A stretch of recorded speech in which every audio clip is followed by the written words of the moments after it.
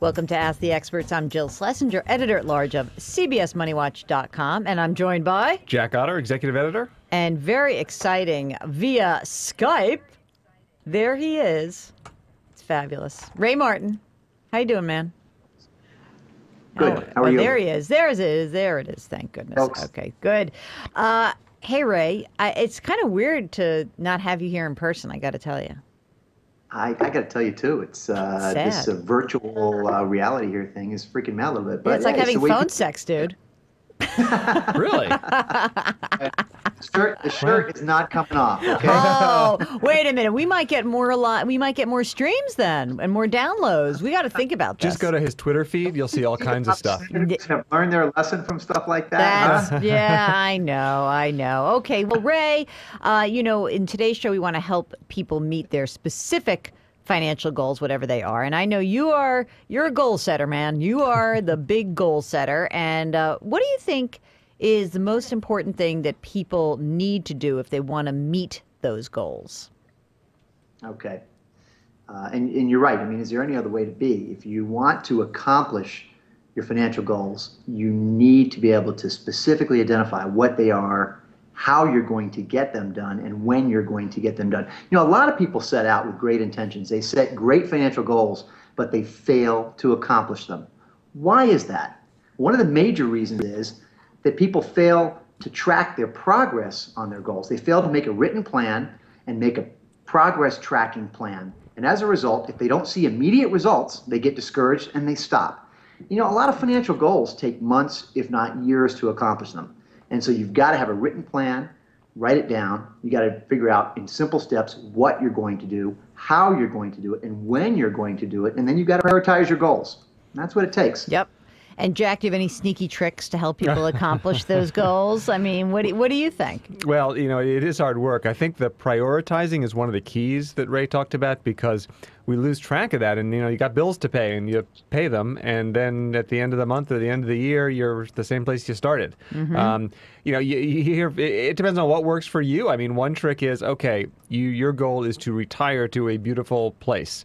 So you put a picture of that place on the refrigerator. I heard one person actually laminated the photograph and put it in one of the credit card slots in her wallet, so that whenever she reached for the card, she knew, I'm a little bit farther away from those palm trees.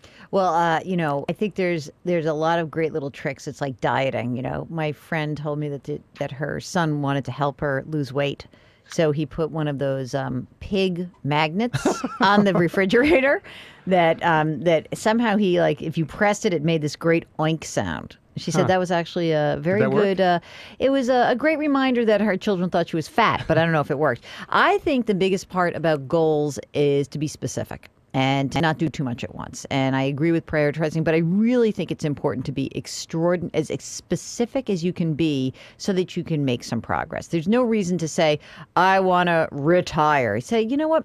I really want to try to put 8% in my 401k account by the end of this year. I want them at 4%. I'm going to go up 1% a month for the number of years. But I want as specific as possible, simply just so you can make some progress. I always find that lack of progress is a bummer. But that's a crucial point. Psychologically, when you feel like you've actually achieved something, it makes it much easier to keep on doing it. Whereas if you just look at that huge plate of food, I'm never going to eat all that. But if you say, well, my goal is to eat one green bean, you can do it. Yeah, right? There you go. One of the and if you can join our chat if you would like at MoneyWatch.com, and someone has put up, Anonymous, has said that we're almost halfway through the year. Seems like a good time to reevaluate financial goals that we made on January 1st, which, by the way, Jack made me write an article about that last year, which I kind of helped refreshed a little bit for this year. But Ray, the calendar does kind of help us get along there, right? Because it is good to check back in. How often should you check in on the goals in a given year? Yeah, I think you've got to track your progress frequently. It really will depend on the goal, but just to stay motivated and to make progress on an ongoing basis. Checking in twice a year isn't enough, or even quarterly. I think it's monthly. Really? I think you really need to do that. Yeah, and let me kind of back up here. I think I completely agree with you, Jill, when you said you want to keep your goals specific, because I think if they're too broad or overarching, those are aspirations. Yeah. Okay. I goals. hope. There's a big difference between an aspiration and a goal. And in this case, a great example one will use, and use the principle, the KISS principle. Keep it short, okay, and specific. Short and specific. Keep it short and specific. A goal: pay down $5,000 of credit card debt. Why? Well, getting rid of these monthly payments will help me increase my cash flow so I can save more. When will I do it? I'll be paid off in 12 months. Now, what are the action steps, breaking it down, that I have to accomplish to get all that done? I got to stop making new charges on my credit cards. I got to use some cash and savings to pay down this debt now. I've got to use savings from raising deductibles on my auto insurance towards my credit cards. I've got to apply my tax refund to pay off my credit card debt. And I've got to pay an additional $150 a month off of my credit card debt. And I'll do things like carpooling and bringing lunch to work and so on. Break all those action steps down and accomplish them. That's how you write up a goal and get it done. All right. Well, all right. Let's get to some specific questions here, because we do have some folks who did write in. And the first one is from Holly. She writes, my student loans are strangling my monthly budget. I owe about $60,000. The monthly payment might as well be a second rent payment or a mortgage, perhaps. Often I think about how much I could do with that money each month and just wish they would go away. So we know wishing is not actually going to make it happen. They are, in fact, a giant beast of burden, and I feel as if they are single-handedly keeping me from meeting any of my other financial goals. Please help. Jack, what do you think for Holly that, she's getting pounced by this monthly nut for her student loans? Yeah, unfortunately, this is one of those cases where there's no easy solution. It's not like, oh, change your investment mix and you're on your way. My first thought was, I wonder if she can change the income statement in her household, because she's not going to get rid of those debts. I mean, as you've pointed out, they'll come after you for student loans even after everything else is. You can have your house foreclosed upon and still owe those student loans. Yep. So, is there some job, maybe a freelance job that she can find that'll bring in, $1,000 a month would be fabulous, even if it's $500 a month. That'll start taking some chunks out of it. I feel a little bit like we don't know enough about her to give her great advice. So, is there a place where she can cut? Can she get a roommate? Is there something that she can do? I mean, but Ray, this is kind of the problem with student loan debt anyway, and it's why you're such an advocate of really making sure that you don't graduate with tons of debt. He's shaking his head uncontrollably now, ladies and gentlemen. I think student loan debt is the next most toxic debt in this country. People have been brainwashed that they should get into any amount of student loan debt because an education is just a requirement to move forward in this economy that we're in. Now, granted, education is, but that doesn't mean it's important, but that doesn't mean you pay anything for it. If she's making $30,000 a year gross, and she has $60,000 in student loan debt, 2 times her gross income. If, like you said, Joe, we don't know her situation. If that's her situation, I don't know how she's going to get out of this in any reasonable way. I mean, she's going to have to look at the IBR, an income-based repayment plan, just to make the payments manageable, because if they're the same amount as her rent, there's no way she's going to be able to even live and put food on the table, let alone accomplish any other forward-moving financial goals. So, folks, the big message out here is somebody's way over their head in student loan debt. For all you new students out there, don't go there. There are a lot of ways to economize on your education and not get into this kind of debt. We talked about that earlier, Jill, on another show. Yep. And Ray, the rule of thumb that you really like to stick to is don't graduate with more debt than what your first year's salary would be. Is that correct? That's correct. Actually, I look at the average of your salary over the 10 years after you graduate. So you might graduate and have a $30,000 a year job, and 10 years later you might be $80,000. So maybe you're around, $55,000, $60,000. Your student loan debt, it should never, in any case, be more than that. Okay.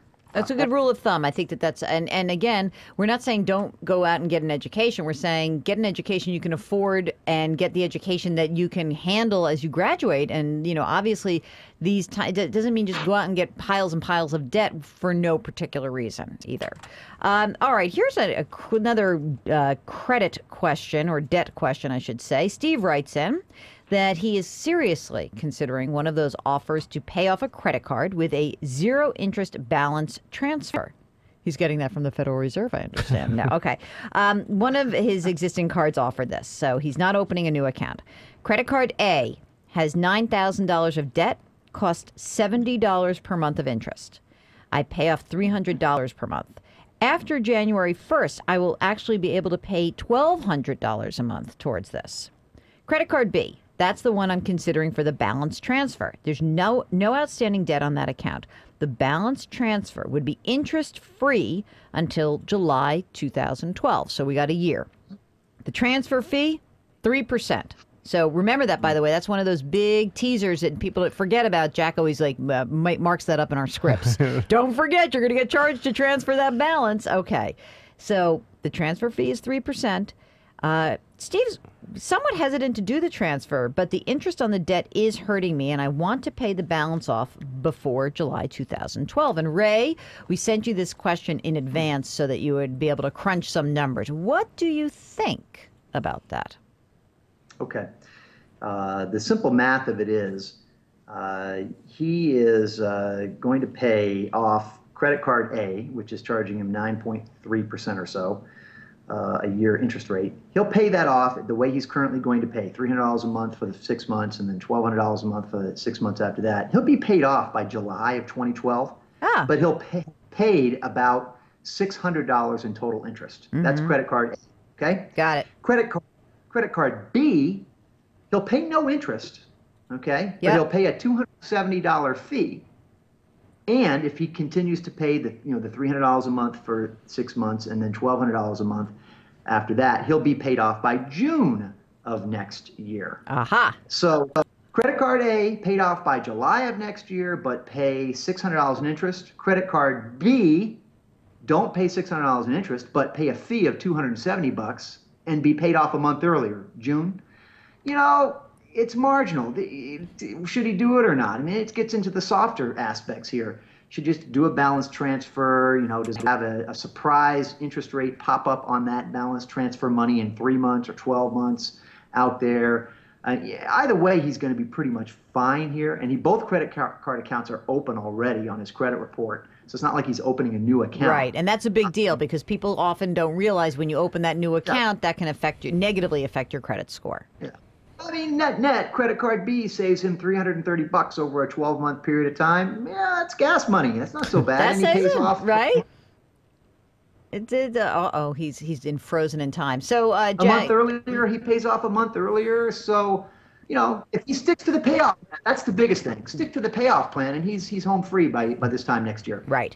And not a huge difference, but good that he crunched the numbers. And so you're voting for doing it? Well, I think it's great that Ray did the math for him. So is it worth the hassle? Is it worth the potential dangers? I don't think there's big dangers there, but some people are better off doing some paperwork, and some people would say, no, I'll pay $330 not to fill out another form. Yes. By the way, Ray, it's kind of like Ray, it's kind of like you're our correspondent in Libya right now. That's you're right. Sometimes breaking up on Skype there. It's very cool. Exactly. As if he was in Greece with Michelle Caruso Cabrera. Exactly. Fantastic. Okay. And wouldn't he lighten him?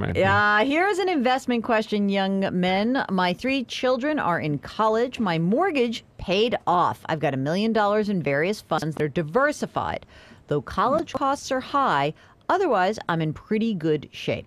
However, this is interesting. I can't seem to gain any ground since the downturn. I'm slowly losing value with my investments.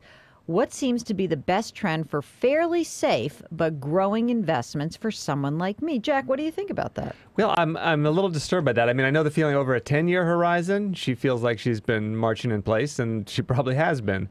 But over the past 2 years, she should have seen a huge jump. I mean, we're talking from $600,000 to $1 million over that period, which ain't bad if she was properly invested. So maybe she needs to take a look at those investments and see what's in there. I mean, let's face it, if she had been in our good old 60% equities index fund, 40% bond index fund, she would have had a really nice 2 years. So she needs to look at her investments and figure out what's wrong there and get a good diversified plan. For $1 million, that's a serious portfolio. I would say it is worth her while to pay a financial advisor, a fee-only advisor, to take a look at her investments. What's she going to pay? $5,000 probably at one time, and then maybe some more over time. Yeah, $4 or $5 grand, and if you wanted someone to professionally manage it, 1% or 10 grand. So I think that a good advisor is going to make up that fee very quickly for her. Ray, what do you think? Is there something poking around here that doesn't seem right to you? Yeah, the concern she may have is that her investments this year may have seemed like they've been plodding along. We had a pretty exciting January through March or so, and then things backed off. And maybe that's people are getting very short term in their view on their investment portfolio. But I think generally I agree with all the comments Jack had out there. I would add, large company stocks of large companies with dividend yields of 3% or more. You're probably going to see yourself moving forward nicely on a going forward basis here. Look at some high dividend yielding exchange traded funds like the SDY, the DVY, and others for her portfolio.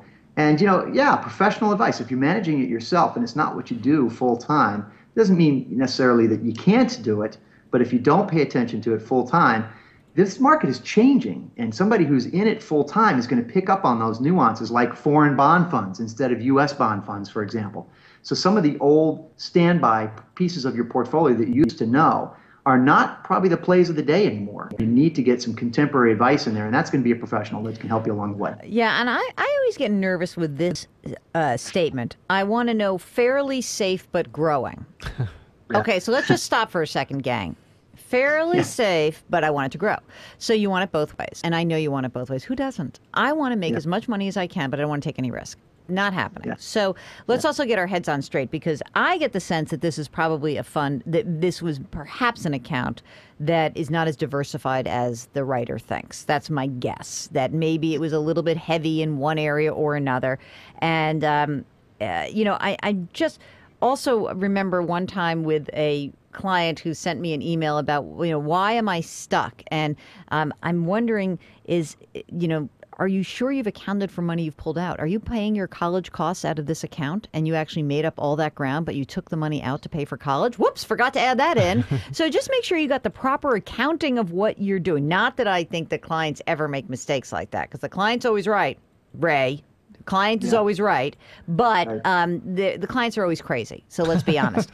So remember, you've got to make sure you account for that and then take a look at it. I like the idea of getting a second opinion as well. And I would be careful, though, because I think that, Ray, you are absolutely right. It's great to have someone who really does it, but so many people aren't doing exactly in the business of giving advice, don't do exactly what you said.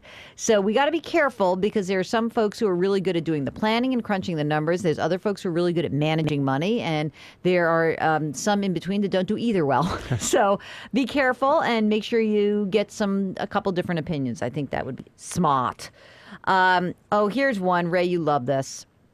Charles wants to know that, hey, he's already gotten to his goal of retirement and wants to know how to draw down that money. He's going to be 70 and a half in February 2012, and he's asking about the IRS making him take some money. How dare they do that, Ray, at 70 and a half? Gosh. So what's the amount that he needs to take out? And explain a little bit about this concept of required minimum distribution. Yeah, this is in, I think it's IRS publication, is it 590? It's the IRS's required minimum distributions for retirement accounts. There's a Table 3 uniform lifetime expectancy that you have to take out. I think the first divisor for somebody who's age 70 in a particular year is 27.4. It works out to around 3% of your account. You have to take out your first required minimum distribution by April 1st of the year following the year you turn 70 and a half. But if you do that, then you have to take out two distributions, one in the year for the 70 and a half year, another year for the next year. So what we really want to do is take these out in the year, start taking this out in the year you become 70 and a half. And I think that's what he said was in 2012. Right. So get prepared for that. I like to have a year or 2 years of required minimum distribution money in cash in a portfolio, not selling securities. Okay, right? Yes. And be prepared to always think ahead. So it's great he's thinking about this now, because he's going to have to do this in 2012. And then a lot of companies like Fidelity has a personal withdrawal service where you complete a set of forms and authorize them, and they will calculate your RMD amount every year and send it out to you on a prescribed date and deposit it in a checking account for you. So it makes sure that you're in automatic compliance with this requirement, because if you fail to do this on time, the penalty is 50% of the shortfall. It's a killer. That is a killer. And Jack, what about the idea that a lot of people who are like looking ahead, that having that cash is a buffer, so you don't have to make a bad decision at the wrong time, right? Yeah, it's fabulous. I mean, despite the woman's concern that her portfolio's gone nowhere recently, look, the market is nearly doubled off of its low. So I think right now going that 3%, that 6% to cash or equivalent is a really good idea. In fact, yeah, I don't know. Do we have the age on this guy? Oh, of course, he's 70.5. Yeah. Yeah. Well, Ray, why not go 9%? Right? In terms of cash holdings. Yeah. I mean, look, I think that I like the idea of having a couple of years in cash. I always like that. I also just, before we wrap up the show, if you're approaching retirement, the same thing goes. Not even if you're making a required distribution. Have a year's worth of the money you need in cash. If you don't have it and the market's trading higher, then don't be a pig. Take some money off the table, get it in cash, and don't make yourself crazy. The times where people really do suffer and the market turns, it's always bad timing. You say, oh, I happen to retire at the wrong time. Well, no, not actually. I mean, you may have had that bad timing and that bad luck, but if you had the money in cash, you wouldn't care. Sure. Right? Yeah. If you had 2 years in the bank and you were turning, 65 or 66 in 2008, you'd be able to ride the storm out and not shut your portfolio, kind of stick to your goals and get where you want to go. So I heard a great story the other night. There's this Russian guy who owns the New Jersey Nets now. yes, what's his name? Kordovsky. I think I might have pulled that off. You might have. Raj. Yeah. So anyway, he owned a business in Russia, and he got into a little bit of trouble because of some ladies who joined him on the ski slopes in France and so forth and so on. That happens. Net, they asked him to get out of the business, to sell his share. His share was $10 billion. He sold 2 months before the economic collapse. Really? So he would have lost most of it in the collapse. Instead, he's the richest man in Russia. Wait a minute. They asked him, let's just go back for a second. This guy who's basically a playboy, we know that. Yeah. They asked him to sell his share because he was a playboy? Yeah, his partner said, no, I guess apparently the Russian press was all over it and it was embarrassing him. And of course, I think in Russia, maybe the companies and the government are a little more closely tied than in this country. Yeah, you just think? a wee bit. So he got forced out, and now he's sitting on that. So it's a fun story, but it's a great lesson. It is. You might need the cash. Take it now exactly. while the times are good. Yeah, and don't look back. I think a lot of people often will say, like, oh, I should have done this or I should have done that. Not unlike my friend at CBS who just sent me an email. Why did you tell me to sell my CBS stock at 26 and now it's 28? And the answer is because you had all your money in CBS stock. And there's no way in the world that you should be looking back and counting what you could have done. So, well, that Russian guy should send those business partners a bottle of the finest Russian wine. Yeah, right. No kidding, right? All right. So, we have one more person here. One last question from Jason in the chat room. And he says, I'm 27 years old. How can I be financially proactive about my future? So, Jack, you want to take a swing at that one? Well, I think it's great that he's 27 and thinking about this. I think the easiest and best first step is the 401k. I didn't have one when I was 27, unfortunately. So he should be putting as much into that as he possibly can. I guess we often say 10% is a good goal. But hey, if you can do 15% now, the 40-year-old Jason will thank you over and over again. And if you put in 10%, then your company match is going to take you up to 13, maybe even 15%. If you can put in 15, you'll be pushing 20%, which is fabulous. He also got a plan. Ray talked about planning. So what are your goals? If you set those goals and figure out a way to get to them, boy, will you be way ahead of most people in your age group. And Ray, what do you want to do with a 27-year-old? Don't marry unless you're really sure of it. Give him that advice, Dad. Yeah. Get out of debt and stay out of debt. There you go. And marry rich. I love that. He sounds like my mother. That's like a nice combination of Ray and my mother in one sentence. And I would marry well. That's good. I'm going to say that as always, pay down consumer debt as quickly as you can and student loan debt. Number 2, get that emergency reserve. That's 6 months. You need 6 months in the bank, safe. Not in the bank, but maybe in a CD or a higher yielding account. Max out your 401k and then come talk to us when you've done those 3 things. We'll give you your next 3 goals. Those are everybody's 3 goals. The number, if you just want to think the magic 3, pay off debt, emergency reserve, max out retirement. If everyone did that, I think we'd be in pretty good shape. Just That's saying. true. Yeah. All right, we're wrapping it up. Hey, Ray, Next Yeah. time in person, please. Sounds good. All right. Ray Martin, thank you so much for joining us. I think he's called a special contributor, a superstar financial planner, investment advisor to the stars. And Mr. Jack Otter, Good to be with you. What am I called? the executive editor. Excellent. She learned. I finally Took her a learned. while, I yeah. know, right? Jill Schlesinger, editor at large. Thank you so much. We'll be back with you next week here on Ask the Experts. Let me tell you.